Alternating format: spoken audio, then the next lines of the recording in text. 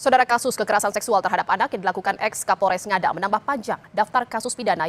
Teman, selamat datang di episode pertama Kata Mereka. Tadi sudah ditunjukkan video beberapa kasus kekerasan seksual yang menyita perhatian masyarakat dalam beberapa bulan terakhir ini.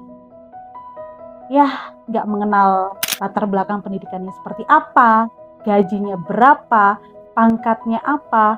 Kasus kekerasan seksual ini terjadi di berbagai kalangan, mulai dari kalangan ke bawah, menengah, bahkan kalangan atas 0% kayaknya ya. Bahkan kalau kita melihat kasus kekerasan yang terakhir ini, korbannya itu masih di bawah umur. Kayak, wow. Kalau kita melihat di media mainstream ya, baik itu cetak, online maupun juga elektronik, ya ada yang menyembunyikan identitas tersangka, pelaku, terdakwa, or you name it lah, apapun itu ya. Tapi ada juga yang enggak gitu.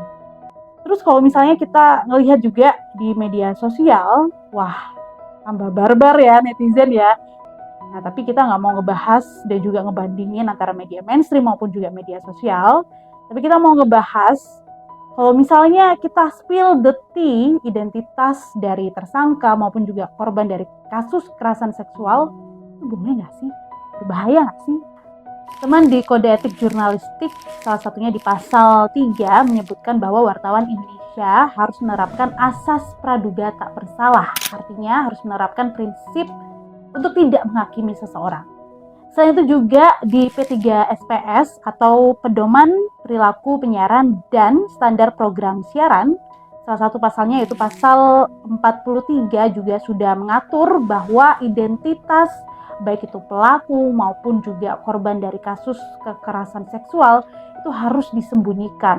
Entah itu wajahnya, suaranya, bahkan sampai nama lengkapnya. Tapi nih teman, kalau misalnya kita berpindah ke media sosial,